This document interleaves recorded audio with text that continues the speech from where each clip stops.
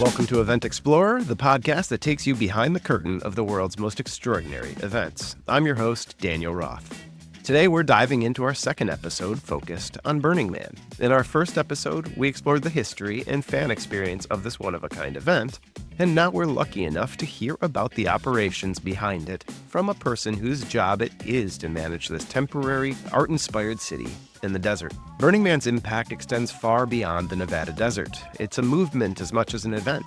From 49 regional events in the U.S. to 24 more in 17 countries worldwide, Burning Man fosters a global network of creators, participants, and changemakers.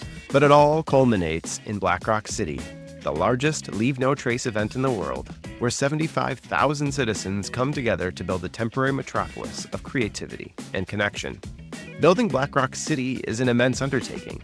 In 2022 alone, it took 18 people 7 days to lay out the city grid, with over 6,000 flags, and 200 volunteers to install the trash fence, battling a massive dust storm along the way. The infrastructure includes over 1,700 porta potties, 624 mutant vehicles on the playa, and a municipal airport that saw over 3,000 takeoffs and landings. What a huge undertaking. And to tell us about it is Charlie Dolman, Burning Man's Event Operations Director. Charlie oversees the intricate system that makes Black Rock City possible, from safety and sustainability to managing a team of thousands. He'll take us through the logistics, challenges, and innovations that turn this blank canvas of Black Rock Desert into a vibrant, temporary city. But before we get started, we'd love to hear from you. What events or topics would you like us to explore in future episodes? Follow us on Instagram at Event Explorer Podcast, or leave a comment on your favorite podcast platform. And if you've been to Burning Man, we'd especially love to hear your insights and experiences. And don't forget to subscribe so you never miss an episode.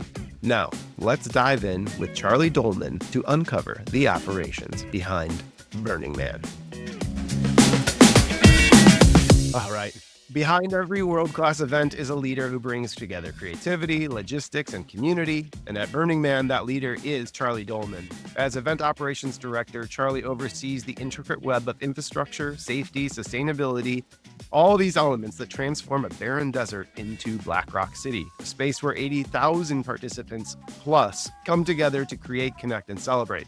And today, he's here with us to show how his team navigates these challenges, producing one of the most iconic events in the world, and what lessons other event organizers and fans can take from Burning Man's evolution. All right, let's dive in. Charlie Dolman, welcome to Event Explorer.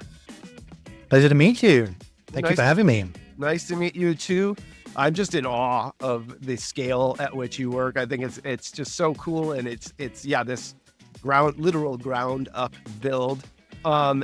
It is a bit of this mystery, about how it all comes together. And I think until people experience it themselves, they can't even understand it. To that point, when did you first hear about Burning Man and what it is? I first heard about Burning Man in 1999. There was a big solar eclipse that went across Europe, much like the big American eclipse that hit in 2024. It was the big one in Europe. And so I went with a bunch of other, shall we say, festival heads to a big event in Hungary. And whilst there, obviously met a lot of people. There were people from like 40 different countries all around the world. And I just heard about this thing called Burning Man. And so we just started talking about it. And then I looked it up on the very 90s website that was there then, with all the lots and lots and lots of text. And that was it. I just remember reading about it and just thinking, oh my God, wow, this is what you can do. This is a whole different way about thinking about events. And you had been thinking about events beforehand. Were you already, I know that you did some massive work in the UK, really cool stuff. Secret Garden Party, Wilderness Festival, Love Box. I mean, just some awesome, unique festivals. Were you already in the industry when you heard about Burning Man this way? Well, 1999, I was just leaving college. Okay. So I was just finishing a Bachelor of Science in Marine Biology. I'd been running a nightclub while I was there. We bring DJs in from around the world, and we would only get about 1,000 people. So it was a big club, but not a major event. So that was my only experience at that particular time. When did you get into festivals from this club work? Right. So the event in Hungary was a pretty profound experience. You know, combining a solar eclipse with all of those people from around the world was pretty monumental. And the guy who ran it was a guy called William Shakespeare. Otherwise, yes, exactly. Affectionately known as Fish or Coconut. And he, after 99, he said, I'm going to do another one in Zambia in 2001. There was a solar eclipse on June the 22nd in Zambia in 2001. So I basically pestered him. I was a young kid out of college and I just pestered him and pestered him and pestered him and pestered him. And eventually he was like, okay, come help. Nice. So I moved to Berlin and I spent 2 years in Berlin helping figure out how to get 15,000 hippies to the middle of the desert in Zambia. And it worked? It did work. I mean, it was a baptism of fire. Let's just say that. And there was a whole pile of stories that came out of it, but it did work. Incredible. People came and we saw an eclipse and it was great. Wow. And so would you say the spirit of that event is kind of got you hooked on this? I mean, you didn't know it at the time, but this kind of burner, make a festival out of nothing kind of feel and this kind of transformative experience creation aspect of a festival? I think I really started to love organizing events doing the parties at college. I mean, we did free parties, we did nightclub parties, we ran all kinds of things for fun. We never really made any money from it. And sometimes we even lost money from it. But, you know, I think it's kind of started before that, but those kind of early festivals really, really cemented things. I see. So when was the trip? When was the first trip to Black Rock City? How did that come about? First trip to Black Rock City was 2006. I was a young guy. I don't remember how old I was, but like 30 something, early 30s, late 20s. And obviously it cost a lot of money to go to Black Rock City. And I did not have a lot of money at the time, but I was working for a fantastic experiential marketing company in London called RPM Limited. If you need brand work, look them up. They're great. Mm-hmm. And the guys who run it, it's a family business, had a fund that if you were going to go do something creative and exciting that, you know, maybe could come back and provide some inspiration to some of the creative work that this agency did, they would give you some money. And so my first trip to Black Rock City was funded by my job, who the founders kind of were like, we really want to go, but we have kids. So we're just going to go vicariously through you right now. Very cool. And go have fun. What was that experience like? Was it, did you know what you were getting into? I mean, you had some experience in Zambia and such of venturing off into the wilds, but. I had no idea what I was letting myself get into. And it kind of blew my mind and changed the course of my life. Yeah. So incredible. It was everything it was cracked up to be and a whole lot more. Did you meet organizers and people behind the festival while you were there, or were you able to kind of go as just experiencing it?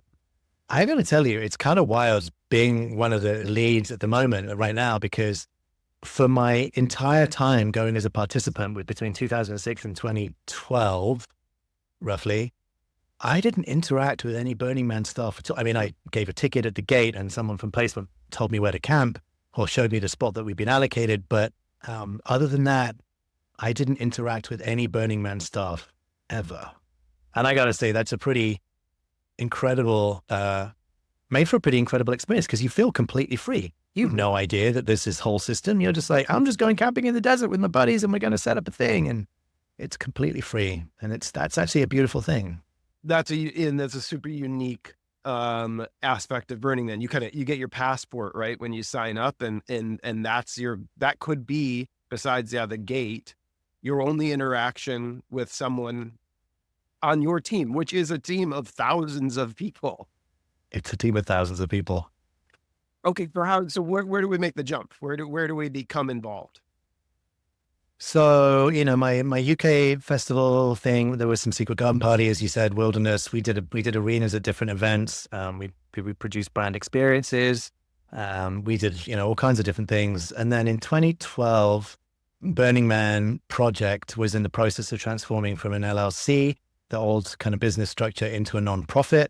And the founders were recognizing that was going to take a lot of their work. So they advertised for an operations director, somebody to come and essentially hold the reins for them and with them while giving them more time to focus on the nonprofit. So they advertised, and a bunch of people sent it to me and were like, "Hey, you should have a look at this."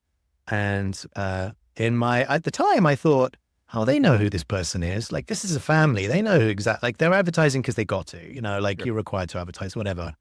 But I got the job, which was a surprise. So what was the organization?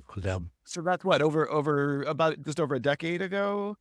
10 or 12 years ago. Yeah, 10 or 12 years ago. And what was the organization like? So this was a bit of a growing up moment for Burning Man. When you came on, it became a little bit more official. I don't know what the term. I mean, it had been going for a while. What did this new kind of team and breath of new energy kind of do to the festival? How did it transform with your and your team coming on? I think over the whole journey of Burning Man, it has slowly become more professional. And I'm not sure professional is quite the right word, but more just like an improved production. And so, that's just a constant cycle of trying something, it not working, you try something new. And, I think as the organization and the event got more mature, the organization was able to, appeal more broadly and hire people with very specific skills and bring them in to do specific things. So I think that, in the last decade, the whole level of professionalism of the organization has kind of just been slowly kind of ratcheting up, which is great because it means that you then have better experiences for the staff, better experiences for the community. You have, you're able to manage government compliance. So you filled out the paperwork for, this is going to be my gig in the US is running this crazy place. So now you built a team. What did that team look like initially? What did the structure need to be in order to make Burning Man happen?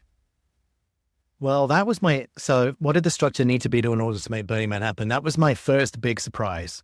So your conventional event model, which most people who produce events will recognize, is a relatively small production team, and you put together a plan, and then you turn that into bids, and you get to different contractors or vendors to do different functions for you. You'll have a stage crew, you'll have a site crew, a power crew, the guys that do the tents, right?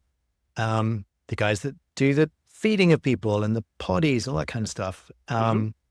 We do most of that ourselves. Okay. So we have some big contracts for things like potties and commissary that are very specialist skills that, you need specialist equipment. But things like all the medical services, all the gate services, the security services, we do all of that ourselves. Yeah. So the first thing that I learned was that, coming to Burning Man, was that we do a lot of things ourselves. That's why it takes between 10 and 12, however 1,000 people to staff the event. We have the same functions as other events. So we have security and safety. We have event access. We have the art department. We don't have a technical production team because we don't produce any stages. So there's nothing along those lines. We don't book any musical talents. So that's very different. But what we do have that's different, that's also different, is a big kind of participant interaction. So Burning Man is participatory. You bring a thing to gift to the community, and that big, the image that you see in the photos of the C shape, the kind of horseshoe shape in the desert, all that stuff that you're looking at is things that people have bought to the event. We don't own that stuff. We own a little bit of it, but like 95% of it, 97% of it is things that people bring. So, and that's part of their offering. And, the idea is if everybody brings something, then collectively there's a whole pile of stuff and it's a fun experience. So what we do have is we have teams of humans that facilitate that work, right? So to actually have 1,500 different community groups come together and map it out, right? And that takes a whole team of people. So people send us applications. They want to come run a camp to be a yoga studio or to be a music stage. Like we have to map all of that out. And that takes people. Same with the art. When we have hundreds of artists come and build art, to support those artists with heavy equipment and with determining out where they go and then with holding them accountable for cleaning up afterwards, all that kind of stuff takes all teams of people. So we have this whole kind of community facing group of humans that just facilitate and enable the participants to come and do their thing. And that's quite distinct from the infrastructure services, which most event organizers would know and understand.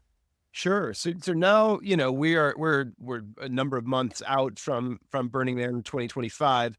What's the core team now in Black Rock City? Is the team based out near in Nevada, or you guys come back to the city to kind of plan? So yeah, we have a work ranch up in Nevada where we store the assets that we own. So there's people up there year round who just, they maintain buildings and they maintain trailers for living in and vehicles and all that kind of stuff and offices. But the most of us live either in Reno or San Francisco. And we have 2 offices there. A year-round team, there's like 150 of us roughly that do all of this work. As you can imagine, we have a bunch of lawyers. We have a financial team. We have an HR team, because when you scale up to 10, 12,000 people, you need a whole HR team to take care of that. We have a communications team, and, as well as kind of business operations. And then we have the event operations. So it's these different groups kind of work together. And this time of year is budget time. So we're not only trying to wrap up last year, but also financially planning for the future year. So there's a sense of what this group is doing is curation into operation, right? That how do you maintain as an organization, and as well as I'm sure there's a lot you don't, that sounds crazy, but you don't want to say no. There's a lot of we'll make it work. How do you curate those things and make sure that it's all going to kind of come together over the year? I think when it comes to participant experiences, I think curation is a strong word. Okay. We very rarely say no to something. We try to find a way to say yes. So if someone walks in the door and they've got an idea that is just out and out dangerous, what is necessary to make that idea manageable, right? How do we, yes, you've got a platform, it's 200 feet off the ground and it's only 2 foot by 2 foot and it doesn't have any handrails. Well, right. So, there are conversations that we can have that will help people bring because remember, a lot of these participants, they're just normal people. They don't do events in the real world. It's a bunch of guys or a family of a community, and they had an idea and they want to bring it to life. And that's awesome. And they figure out how to build it and they figure out where to get the money from, but maybe they don't know about health and safety and event, so we help them with that. But in terms of the infrastructure, we have a leadership that the operational leadership is about 8 of us. There's a guy who oversees infrastructure, someone who oversees the art, somebody who does the community interaction, health and safety, security. So there's and those leaders work together centrally year round. And then underneath each of those people is a management structure. And as you get towards the event, the number of humans inside that management structure increases. So each department has maybe 1 person full-time, and then maybe 6 people who would come on for a 6-month period in the run-up to the event. Okay. And then in the weeks before the event, that number increases as the teams bring their logistics team to put up their first aid stations or their, the infrastructure out at the gate, or, and then during the event, when it comes to operating those things, that's when the big numbers come in. Gotcha. The thousands of crew and hands that are helping out. Some of these structures or even moving vehicles are engineering marvels. I mean, we're not talking about a tent, that gets its toes in the ground and you're good. What have been some of the more impressive, things that you've been a part of in these 10 years that you kind of you're just amazed kind of by what people bring? Well, first of all, I got to say that the production engine of Behind the City is one of the most incredible things that I've ever seen in my life. Like that, the production operation of the event is just incredibly rock solid. In terms of the things that the participants bring, like we don't have an awful lot to do with that. Like I said, we have some safety conversations and we help with heavy equipment because it doesn't make sense for everybody to bring their own, VR telehandler. Like we have a fleet of stuff. But some of the things that people bring are just totally mind blowing. One of the projects that's maybe very most well known is the temple. So the temple is kind of like the spiritual heart of the city, for want of a better way of putting it. And it is a community-run project. So community members submit proposals. They want to come build a temple. And then they build what is best described as the cathedral from Black Rock City. So some of these structures are really quite large, and it takes hundreds of people and about 8 months for this whole project to come together, not to mention hundreds of thousands of dollars. And it becomes just this huge community effort where people dedicate their evenings and their weekends coming and just building, individual parts of this larger whole. And a community member artist has taken on pulling all of these components together, the budgeting and the fundraising and the designing and the engineering and the mechanics and the volunteer management, and then taking care of all these people, getting them to the site, having them all build together for 6 weeks and then burning it. It's a pretty incredible thing to kind of really comprehend the scale of what it takes to build something like that. Your viewers can go just look on the internet at the Burning Man Temple to get some examples of what this is. In the ephemerality of it, that it comes and goes. It's meant to only be enjoyed, there and in person. I mean, that's at looking so deeply at events. Many of this particular model is so ripe with generosity, kind of, that the people behind all this work are giving it away. And, even to that point of Black Rock City and your team being not for profit, not even, fundraising for ourselves. It really is. What we learned is that the money that the festival itself generates go back to these artists to help them, support them. And now, you have an artistic movement that's being generated out of this. What do you think that there is room for more types of festivals in this way? Do you see kind of the movement growing and this becoming a model for different kinds of events? I mean, I do. It's hard. So one of the principles of Burning Man, which were, by the way, written by the founder in the early 90s, and they weren't written as prescriptive devices. Larry just kind of was like, well, what's happening here? Because people were going, like you said, back to their home towns and wherever they came from, and they wanted to replicate this experience in their own way. And so they were writing in like, what's the magic sauce? And Larry wrote these principles to describe what humans were doing on the ground. And people take those away. And so now there are, I don't know, 80 to 100 regional events around the world. And these are events run along similar kind of volunteer and participatory, models. And they're community members who have just decided to do their thing, and there's all kinds of different versions that are happening. The biggest one is in Israel called Midburn, and they get about 15,000 people. And there's a big one down in South Africa called Africa Burn. But some of them are just a couple of hundred people. But the thing that they have in common is that this idea of gifting, like you mentioned, everybody's there just to give what they bring to the event. And that it's all about, just as well as the giving, it's all about the participating, and everybody comes and just engages, be it engaging activity or volunteering time to do the essential services of the event, or bringing your own contribution. Like, yes, you can go and appreciate someone else's interactivity. If they've bought a giant twister board, someone's going to go play twister, but also you could be the person bringing the twister board.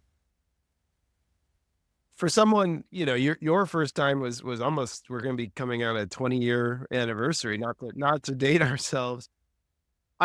People discover Burning Man every year. I think it's almost like, especially on the West Coast thing, this rite of passage or this coming of age for a certain type of person that hears the call and must come. to be a good citizen and to be able to participate in a way that treats the experience with respect, what does what should a newbie, come to the festival with, or how should they approach Burning Man in your thoughts? So in recent years, people have started to think about, you need to come as part of a group, you need to come as part of a camp. So then you're kind of coming and you're bringing a bigger offering. I love that for them. Like, it's a great way to build community. But I also think that you don't, you know, humans' imagination tends to want to make things bigger and better and just kind of really build on stuff. But I also I want to just celebrate the small. Mm. Like, if you and your 5 buddies want to come camping at Burning Man and you rent an RV between you, or you just come in a car and bring a tent, you can bring a thing to share. Like, you could dream up a little activity that you wanted to do with your friends that didn't take an awful lot and wasn't very complicated or even expensive, and bring that. So while there's sometimes this perception, oh, these really grand things, there's also some really awesome, cool, smaller stuff. And it's not just about how much resources you can invest to kind of bring that experience. So I encourage anybody of any stripe to and means to kind of come and try out the event. It really is. There is a lot more diversity in terms of backgrounds of human beings at the event than media would let you believe. Shockingly, media is really into clickbait, and you know what? Pretty girls and parties are really great clickbait. Well, that is there, of course, but it's also like 5% of the entire event. There is a significant level. Did you know there's a rock camp where you can just go and paint rocks? There's a math camp where it's just a safe space to go and do math and geek out with other nerds. Like, there's all kinds of things there for all kinds of humans. There's a big performance culture too, right? There's what you're saying, kind of and I am interested. I'd love to hear more about the production arm, how they're supporting. Is there a master schedule in any way? Is there a way to know when you're going to see something? And B, how does that team of 1,000 production support? Oh my gosh, I just love the idea of like 1,000 stage managers from college, coming out and rocking like tool belt radio, ready. Like, these are, in my world, these are like God, golden gods, or at least like, this is the army I want to be a part of. How does that work to support art? Like, how does Burning Man work to support art and support performance in that way? Well, I think the first thing here is that Burning Man is like one of the biggest project management schools ever. Nice. Because the vast majority of people bringing something are not professional. For sure, you do get like, I was an event guy. I would bring event stuff. For me, it was a busman's holiday. I would just do my job for fun, for free in the desert. But a lot of people, they're just folks from home bringing a thing. And I love that for them. How do we support them? Well, we provide a lot of equipment for them. But I think the big piece you referred to is, if you want to bring a camp, we have a guide called the What, Where, When, what's happening, where it's happening, and when it's happening.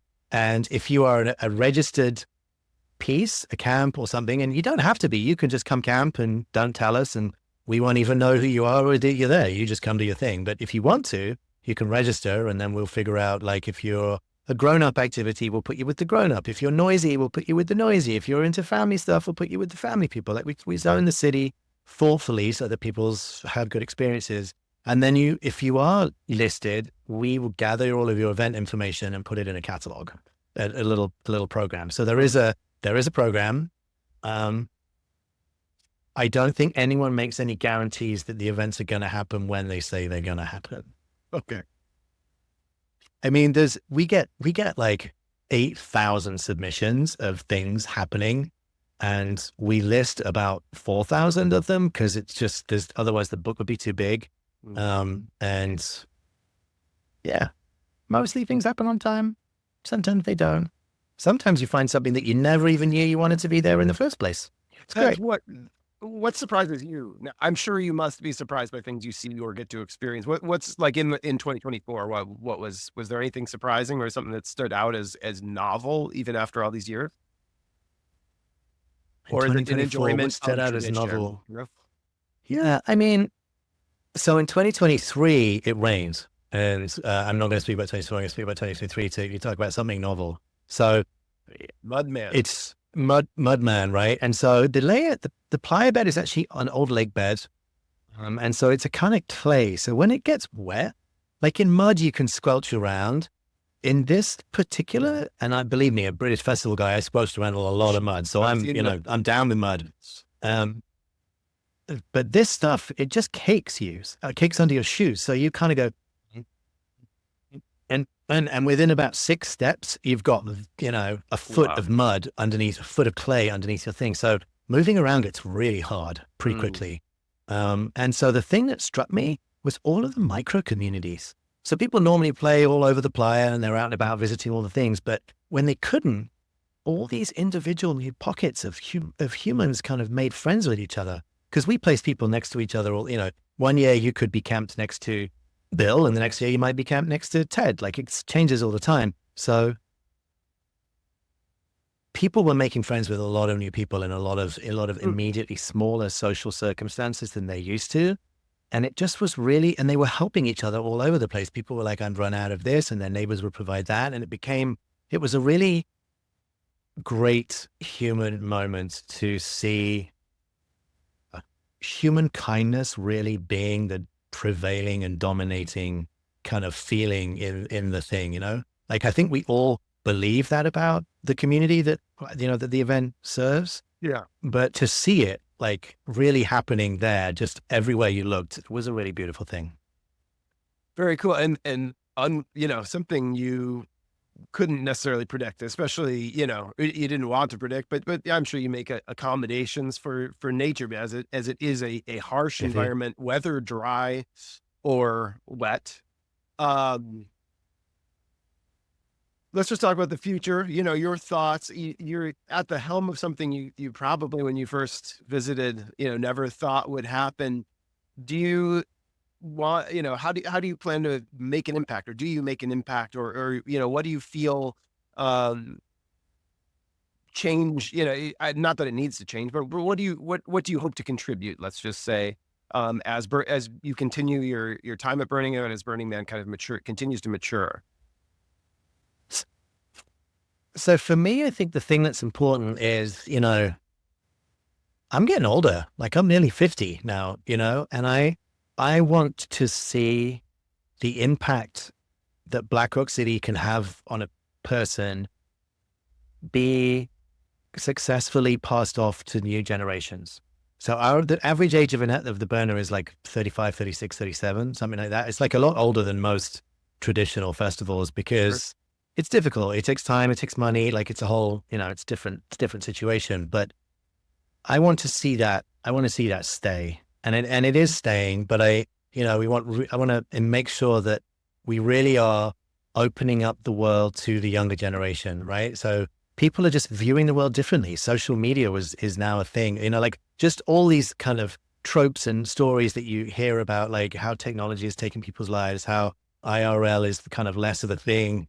People are just kind of retreating into not only away from the real world, but also into their own little pockets. Like we're just getting more and more siloed. And I want to see Burning Man embrace the new generation and to create ways for these people to come in to live more diverse, inclusive, open experiences than maybe they find in other parts of the world. The other thing is, we are really kind of working hard on our sustainability goals. It's a challenge. Like with any event, you have the issues of transport. So, whether you're Coachella or Glastonbury, you've got people coming from many different places to it. And so there's some inherent kind of sustainability issues with that. But we're working really hard inside the organization to do what we can for our operation and trying to lead the community through their what they can do as well to make the event more to make it more green. So for example, we have reduced our carbon fuel consumption that we do, the fuel that we use to run the infrastructure. We've reduced it by somewhere between 50 and 60% in the last 3 years. Incredible. And so that's a really big deal. We're now running with batteries and renewable fuels, and yeah. Amazing. Well, I mean, that statistic alone, I mean, with 80,000 people coming in for a week, and the idea that, it's a clean desert, you return it to nature, every year, and then that is a core responsibility and promise kind of that Burning Man and your group is making, and the people that are attendees as well. I think even that probably pervades into that in talking to people that have been to Burning Man, and the idea that they stay that extra day and pick up every last stitch of, Yeah. when you get home, you start to notice the effect you have on the environment as well. So that's a huge lesson. And that Burning Man and your team would make such a public kind of stance about it, and admit, hey, we have to fuel things. We have to make things to make this happen. It has a positive effect on humanity, but we're going to turn that Mhm. around and make its best effect on our planet as we can. I mean, it's a noble goal, and I think, yeah, obviously you're doing a great job of it. Well, the passion comes through in your voice, and the love for the work that you do. So just so much respect to you and your team. I thank you for joining. And the idea of exploring an event. I think today we really have got that behind the scenes view. So thank you, and I think this is a great record of some amazing work that 40, yeah, 80,000 people come to, and 4 or 5,000 people help put on, many of them volunteers. So cool. Just so cool. So, all right, when I come out, I'm gonna need to bring my radio and my work gloves and help out on the playa there. I'm looking There forward. are plenty of things that we can put your hands to, your hands and your brain. I love it. Yes. Well, I'm gonna bring all the event explorers with me, so we'll have a whole crew ready to do it. All right. Well, Awesome. thank you so much for joining. Looking forward to hearing more and seeing what 2025 brings for you and your entire team. Likewise. Cheers.